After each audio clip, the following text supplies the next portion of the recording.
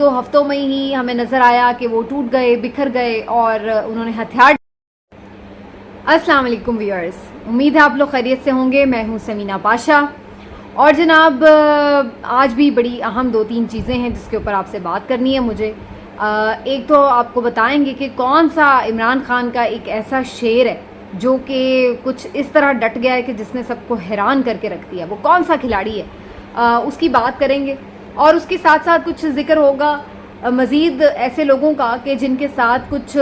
ظلم و بربریت کی داستانیں اب سنائی جا رہی ہیں، لیکن سچویشن یہ ہے کہ ان چیزوں کا اب کوئی اثر نہیں ہو رہا ہے. کون سے وہ رہنما ہیں جو گرفتاری کے بعد پھر سے رہائی پاتے ہیں، پھر رہا ہونے کے بعد دوبارہ گرفتار ہو گئے ہیں، ان کے بارے میں آپ کو بتائیں گے. کچھ ذکر کریں گے ہم جناب اس بات کا کہ عمران خان صاحب نے خطاب میں جو 3 اہم ممکنہ آپشنز رکھے ہیں ان کے خیال سے جو ان کے ساتھ ہو سکتے ہیں وہ کیا ہیں، وہ آپ سے ڈسکس کریں گے. اور لاسٹلی بات کریں گے کچھ IMF کی جس نے حکومت پاکستان کو ایک حیرت انگیز قسم کا وارننگ آپ کہہ لیں، خبردار کہہ لیں، مشورہ کہہ لیں، یا کوئی جو بھی آپ اس کو نام دے لیں، لیکن بہرحال وہ اس نے کچھ تنبیہ کر دی ہے حکومت پاکستان کو. اس کے بارے میں آپ کو آج کے ویلاگ میں بتاؤں گی. سب سے پہلے آپ سے ریکویسٹ ہے کہ چینل کو کر لیں سبسکرائب اور ویڈیو کو لائک اور شیئر بھی کیا کریں.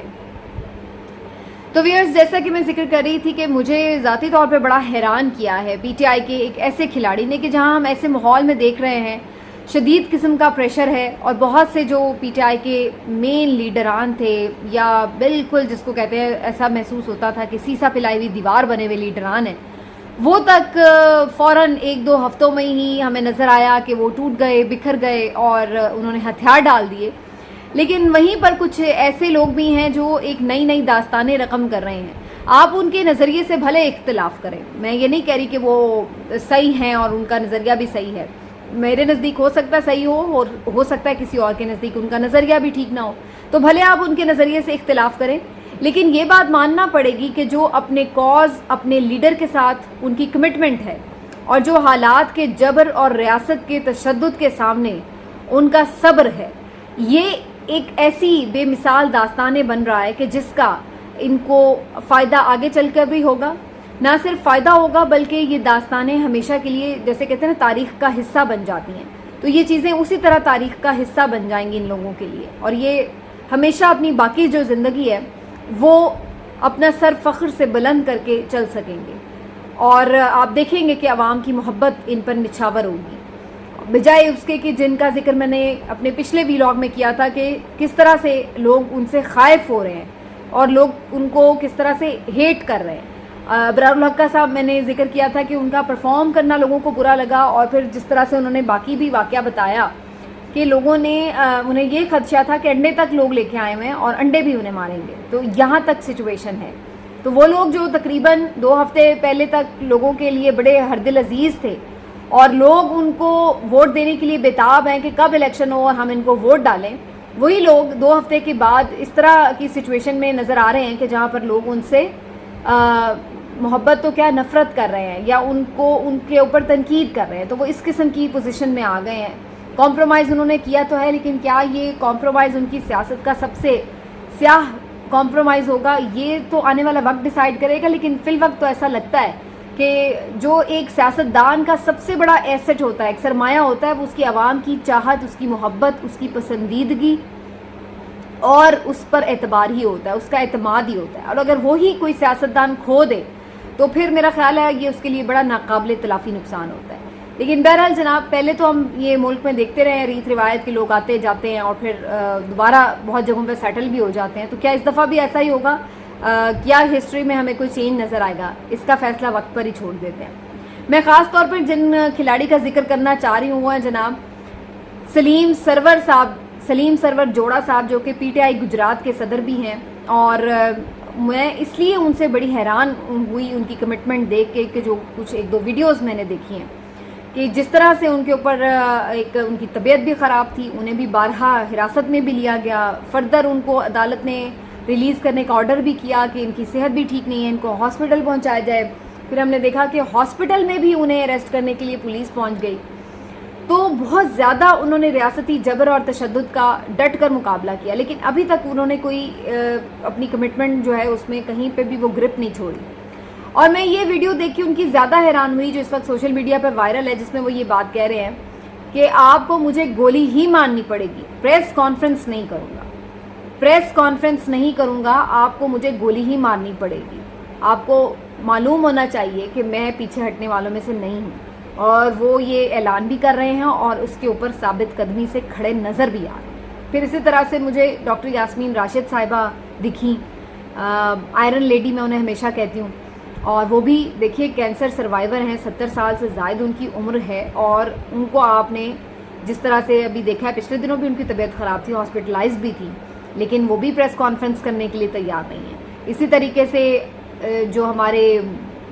یہ ہیں محمود الرشید صاحب، اعجاز چودھری صاحب، انہوں نے بھی یہی کمٹمنٹ شو کی ہے۔ اب یہ کتنی دیر یہ کمٹمنٹ شو کر سکتے ہیں، لیکن یہ تو ابھی ہم دیکھتے ہیں آنے والے دنوں میں، لیکن ابھی تک یہ لوگ ڈٹے ہوئے اور محاذ پر بالکل پوری طرح مورچہ زن نظر آ رہے ہیں، اور ان کا کوئی ارادہ نہیں ہے کہ جو کپتان کا یہ ساتھ چھوڑیں۔ دوسری طرف ہم دیکھ رہے ہیں کہ شہریار آفریدی صاحب ہیں، علی محمد خان صاحب ہیں، اور یہ بھی دو بڑے نام ہیں جو پی ٹی آئی کے بڑے سینئر لوگ ہیں۔ علی محمد خان صاحب نے اس وقت بھی بڑی عزت سمیٹی تھی کہ جب پچھلے سال 9 اپریل کو یہ ووٹ آف نو کانفیڈنس کے تحت جب ان لوگوں نے عمران خان صاحب کو نہ صرف اقتدار سے باہر نکالا بلکہ خود وزیر اعظم بن بیٹھے، تو اس وقت بھی جو ان کی ایک سپیچ تھی علی محمد خان صاحب کی پارلیمنٹ میں، وہ میرا خیال ہے لاکھوں کروڑوں لوگوں نے دیکھی، اور حیران کن طور پر یہ شخص اکیلا وہاں پر موجود تھا اپوزیشن کی نشستوں پر، جبکہ وہاں پر دوسری طرف سارے اقتدار کے بینچوں پر تھے اور سب خوشی منا رہے تھے، جشن منا رہے تھے جیت کا، اور یہ شخص اکیلا بیٹھا ان کو دیکھ رہا تھا۔ اور پھر اس کے بعد اتنے سارے سیاسی حریف کے درمیان کھڑے ہو کر للکارنا، اور جس انداز سے، جس اعتماد سے وہ انہوں نے اپنی تقریر کی تھی آخری قومی اسمبلی میں، وہ یقیناً میرا خیال ہے مخالفین کے لیے بھی حیران کر دینے والی ایک چیز تھی۔ تو وہ اس چیز نے بھی، ایک اس تقریر نے بھی علی محمد خان صاحب کو بڑی عزت دی، اور اس کے بعد ابھی تک بھی وہ جس طرح گریس سے بار بار گرفتاری دے رہے ہیں وہ بھی بڑا زبردست ہے۔ ادھر نکلتے ہیں، ادھر وہ پہلے سے کھڑے ہوتے ہیں اور وہ بغیر کوئی ہچکچائے، بغیر کوئی تکرار کیے دوبارہ دوسری طرف جو پولیس کی گاڑی ہے اس میں جا کے بیٹھ جاتے ہیں۔ تو یہ کچھ ایسے کیریکٹرز بھی ہمیں نظر آ رہے ہیں، لیکن دوسری طرف کچھ ایسے بھی بیچارے کارکن ہیں جن کے اوپر بہت زیادہ بے ایمانہ تشدد تک کیا جا رہا ہے، اور شاندانہ گلزار صاحبہ نے اس حوالے سے جو سٹیٹمنٹس دی ہیں وہ بڑی خوفناک ہیں۔ انہوں نے بتایا کہ کچھ خواتین جو انہیں جن سے ان کی ملاقات ہوئی ہے، جن کے بارے میں وہ کچھ معلومات حاصل کر سکیں، انہیں پتہ چلا کہ جس طرح سے کچھ خواتین کو کاٹا گیا ہے باقاعدہ دانتوں سے، دانتوں کے نشان ہیں، اور پھر وہ یہ بھی بتا رہی ہیں کہ بہت ہی زیادہ کچھ لوگوں پہ ٹارچر کیا گیا، مارا گیا کچھ ورکرز کو، اور ان کے جو یعنی جسم ہیں وہ پورے، کچھ لوگوں کے جسم پہ سگریٹس لگائے گئے گرم، اور اسی طرح سے کچھ اور بھی اسی طرح کی وہ باتیں کری ہیں۔ اللہ جانتا ہے کہ یہ کتنی اس میں صداقت ہے یا نہیں ہے، لیکن کچھ چیزیں تو ہم خود اپنی آنکھوں سے دیکھ رہے ہیں۔ شاپر ڈلے ہوئے منہ کے اوپر ان کو بھیجا جا رہا ہے اگر پریڈ کے لیے، شناخت پریڈ کے لیے عدالتوں میں پیشیوں پہ لایا جا رہا ہے، اور اگر کوئی بیمار ہے، مریض ہے، ہاسپٹلائزڈ ہے، اور اس کو بھی آپ وہاں پہ پولیس نے گرفتار کیا ہوا ہے، یا وہ کھینچ کھانچ کے ان کو بضد ہے جیل میں ڈالنے کے لیے۔ تو یہ سب چیزیں تو وہ ہیں جو ہم خود دیکھ رہے ہیں، اس کے لیے تو ہمیں کسی کو بھی کوئی گواہ نہیں چاہیے اس کا، یا کوئی ہمیں جا کے دیکھنے کی ضرورت نہیں ہے۔ تو بہرحال جی یہ چیزیں کچھ ہیں جو رپورٹ ہو رہی ہیں جو کہ افسوسناک بھی ہیں، اور یہی وجہ ہے کہ اب ایک اوور آل تشویش بھی پائی جاتی ہے ہر طرف سے کہ جناب آپ لوگ اس چیز کو دیکھیں، جو انسانی حقوق کی خلاف ورزیاں ہیں، ظاہر ہے ویسٹ اس چیز کو بڑا مائنڈ کرتا ہے، اور عمران خان صاحب نے ایک اچھا اس میں فوکس اٹھایا ہے کہ باہر کے ملکوں میں اس چیز کو زیادہ ایلیبریٹ کیا جائے، اور یہی کام انہوں نے شہباز گل صاحب کے بھی ذمہ لگایا ہے، زلفی بخاری صاحب کے بھی ذمہ لگایا ہے، خود بھی وہ یہاں پر انٹرنیشنل میڈیا پہ مسلسل انگیج ہیں اور ان کو انٹرویوز دیتے ہیں، پھر یہاں پر جو مختلف سفارتخانوں کے اعلیٰ سفارتکار ہیں ان کے ساتھ ان کی ملاقاتوں کا سلسلہ بھی جاری ہے۔ آسٹریلین ہائی کمیشن سے بھی آج ان کی ملاقات ہو چکی ہوگی جب تک آپ ویڈیو دیکھ رہے ہوں گے۔ تو یہ ساری چیزیں جو ہیں بنیادی طور پر یہ ایک اچھا اوور آل پریشر جو ہے ویسٹ کا وہ اس حکومت پر ڈال رہی ہیں۔ اب اس کا اثر کتنا لے گی یہ حکومت یہ دیکھنا ہوگا، کیونکہ بظاہر تو یہ نظر آ رہا ہے کہ پوری دنیا کو فکر ہو رہی ہے پاکستان کی معیشت کی، سوائے اس حکومت کو،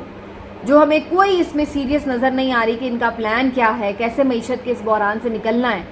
کوئی اس حوالے سے نہ تو پالیسی ہے نہ کوئی پالیسی سٹیٹمنٹ ہے، اور نہ ہی کوئی ان کے رویوں میں کسی قسم کی ایسی کوئی پریشانی نظر آتی ہے کہ جس سے ہمیں یہ اندازہ ہو کہ ان کی توجہ اس طرف بھی ہے. تو ایک یہ بہرحال چیز ہے. میں اس پر ابھی بتاتی ہوں آپ کو IMF نے بھی ان کو کیسے ہوش دلائی ہے، لیکن ہوش آنی کوئی نہیں ہے. تو میں بات کر رہی تھی کہ عمران خان صاحب نے جہاں یہ تمام چیزیں کی ہیں وہاں پر وہ روز تقریباً اپنے لوگوں سے سوشل میڈیا پر خطاب بھی کرتے ہیں، اور آج کے خطاب میں انہوں نے 3 باتیں کی ہیں. ویسے تو اور باتیں بھی کی ہیں، مطلب 3 آپشنز انہوں نے رکھے ہیں. انہوں نے کہا ہے کہ جی پہلا آپشن تو یہ ہو سکتا ہے ان کے مائنڈ میں کہ مجھے جیل میں بند کر دیا جائے، گرفتار کیا جائے. اور ان کا عمران خان صاحب نے اس آپشن کا جواب یہ بتایا ہے کہ اس کے نتیجے میں جو ملک میں ایک رد عمل آئے گا شاید وہ ان کے لیے سنبھالا نہ جائے. تو اس لیے یہ آپشن جو ہے ان کے لیے ابھی تک اس کے اوپر امپلیمنٹ کرنا بہت زیادہ آسان نہیں ہے، اور ابھی تک یہ سوچ رہے ہیں. دوسرا جو آپشن ہے وہ عمران خان صاحب کی نااہلی کا ہے، اور اس طرح سے انہیں انتخابی سیاست سے باہر کرنے کا آپشن ہے. اس کے بارے میں عمران خان صاحب کا خیال یہ کہ ملک کی سب سے بڑی پارٹی اور پاکستان کے مقبول ترین لیڈر اس وقت جو ہے اس کو اگر آپ نااہل کر کے انتخابی سیاست سے آؤٹ کر دیتے ہیں تو ایسا الیکشن نہ تو پاکستان کے عوام مانیں گی اور دنیا میں بھی کوئی اس کو کبھی بھی ویلکم نہیں کرے گا. تو یہ بھی ایک انہیں چیز دیکھنی پڑے گی کہ ایسا الیکشن کروا کے مسلط ہونے سے کیا اس کا کوئی فائدہ ہوگا، کیا ملک میں کوئی سٹیبلٹی آئے گی. کیونکہ اگر آپ ایسا کوئی نام نہاد الیکشن کروائیں گے ڈھونگ قسم کا، PTI کو نکال کر اس میں سے آؤٹ کر کے یا محدود کر کے، تو اس کو کون ایکسیپٹ کرے گا؟ اس کی ایکسیپٹنس کے اوپر بھی سوالیہ نشان ہوگا، کریڈیبلٹی اور شفافیت کے اوپر بھی سوالیہ نشان ہوگا. اور تیسری بات عمران خان صاحب نے یہ کی ہے کہ چونکہ یہ دونوں آپشنز انہیں لگ رہا ہے کہ مطلوبہ نتائج شاید فراہم نہ کر سکیں، تو لہٰذا ان کے پاس تیسرا آپشن یہی ہے کہ ایک دفعہ پھر سے مجھے مارنے کی کوشش کی جائے. تو عمران خان صاحب کو پھر سے یہ خدشہ ہے کہ ان کے اوپر ایک اور اسیسینیشن اٹیک ہو سکتا ہے، جان سے مارنے کی ایک دفعہ پھر سے کوشش کی جا سکتی ہے. اللہ تعالیٰ ان کی زندگی سلامت رکھے، لیکن ان کو یہ خدشہ مسلسل اور وہ بار بار اس خدشے کا اظہار کر رہے ہیں. لیکن جو عمران خان صاحب نے پہلے خدشے کے حوالے سے بات کی کہ اگر جیل میں ڈال دیں گے تو شاید ملک میں جو ریاکشن آئے گا وہ سنبھالا نہ جائے، میں عمران خان سے شاید اس بات پر بہت زیادہ اتفاق نہیں کر سکتی. اس کی وجہ یہ ہے کہ اس وقت جو ایک خوف کا ماحول بنا دیا گیا ہے، اور خاص طور پر 9 مئی کے واقعات کے بعد جو ایک بہانہ سا ہاتھ لگ گیا اس حکومت کے، اور اس کے بعد انہوں نے جس طرح سے ریاست کو پوری طرح استعمال کیا، ریاستی جبر کو، ریاست کی طاقت کو عام لوگوں کے خلاف بھی، کارکنان کے خلاف بھی اور شرپسندوں کے خلاف بھی،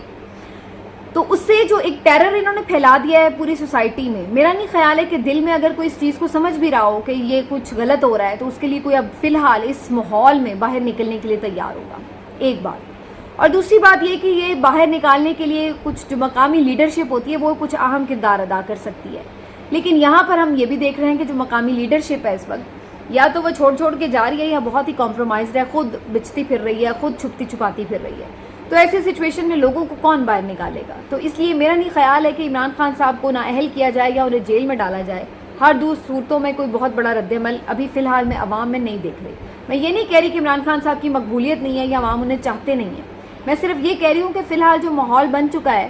اس میں مجھے نظر نہیں آ رہا کہ لوگ عمران خان صاحب کی سپورٹ میں دوبارہ سے اتنی بڑی تعداد میں کہیں باہر نکل سکیں کہ عوام کو سنبھالنا کوئی اس حکومت کے لیے مشکل ہو جائے. تو بظاہر مجھے یہ لگ رہا ہے کیونکہ یہ حکومت تو اب اس فریم آف مائنڈ کے ساتھ ہے جیسے قاہرہ صاحب نے بات کی کہ جی ریاست تو اس کے پاس تو یہ ہتھیار ہوتا ہے، اس کا ہتھیار ہے طاقت کا استعمال، تو لہٰذا ہم طاقت کا استعمال تو کر سکتے ہیں. تو وہ تو بڑا فخر محسوس کر رہے ہیں طاقت کا استعمال کرنے کے اوپر. اب یہ الگ بات ہے کہ بہت سے لوگ ان کو یہ یاد دلا رہے ہیں کہ طاقت کا استعمال ہی اگر آپ سمجھتے ہیں کہ یہ ریاست کا ہتھیار ہے اور بڑے آپ کے لیے فخر کی بات ہے اور بڑی اچھی چیز ہے کہ جی استعمال ہوتا ہے اگر، تو پھر اب آج تک آپ لوگ کیوں ذوالفقار علی بھٹو کی پھانسی کے اوپر واویلا کرتے ہیں؟ آج تک کیوں آپ اس کو کہتے ہیں کہ یہ بڑا ظلم کیا ریاست میں؟ وہ بھی تو طاقت کا استعمال ہی تھا نا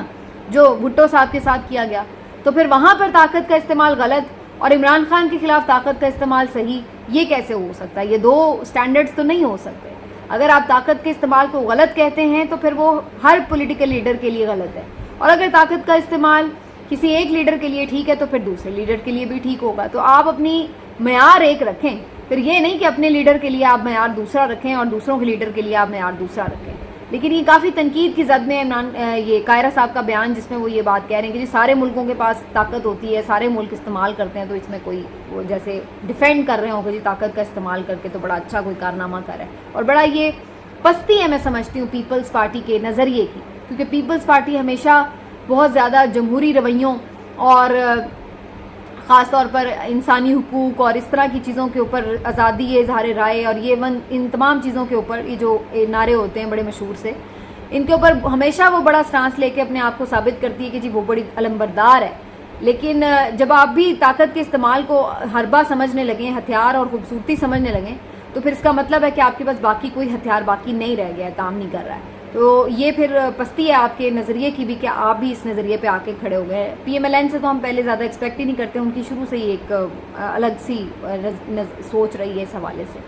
اور لاسٹلی میں بتا دوں جی، آئی ایم ایف سے جب لون کے حوالے سے اسحاق ڈار صاحب مکمل طور پر ناکام ہو گئے، فیل ہو گئے، سارے تجربے ان کے جھاگ کی طرح ان کے دعوے بیٹھ گئے، جب کچھ نہیں وہ کر سکے سوائے معیشت کا بیڑا غرق کرنے کے، مزید تباہی لانے کے، کچھ ان کے ہاتھ میں نہیں آیا سوائے شرمندگی کے، سوائے رسوائی کے.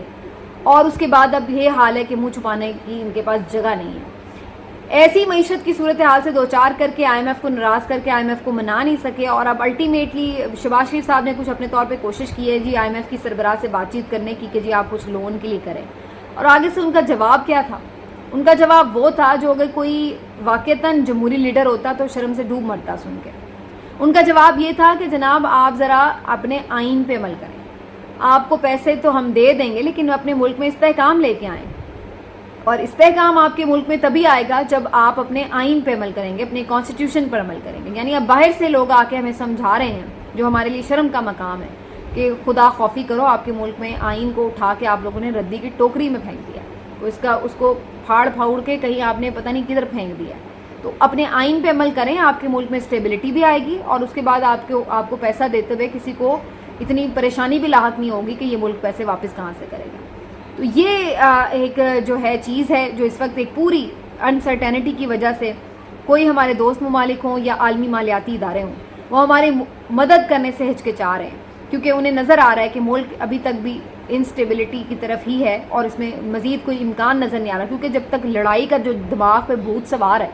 جو غداری اور فتوے اور کرش کرنے کا جو بھوت سوار ہے، جب تک وہ اترے گا نہیں تو تب تک تو کوئی سوچ نہیں سکتے کہ غصے اور انتقام سے باہر نکل کر کچھ ڈھنگ کے فیصلے عقل اور ہوش کے ساتھ کریں. تو وہ تو ہوگا نہیں، اور اسی وجہ سے جو باہر کے لوگ ہیں ان کو کیا پڑی ہے کہ وہ اپنے پیسے اس آگ میں جھونکیں. تو یہ ہے اب اس میں یہ ایک آگ لگی ہوئی ہے اس وقت اقتدار کی جنگ کی، اور اس میں جو ایندھن ہے وہ ہمارے ملک کے عوام بنے ہوئے ہیں. ملتے ہیں آپ سب نے وی لاگ میں، اپنا خیال رکھیے، اللہ حافظ.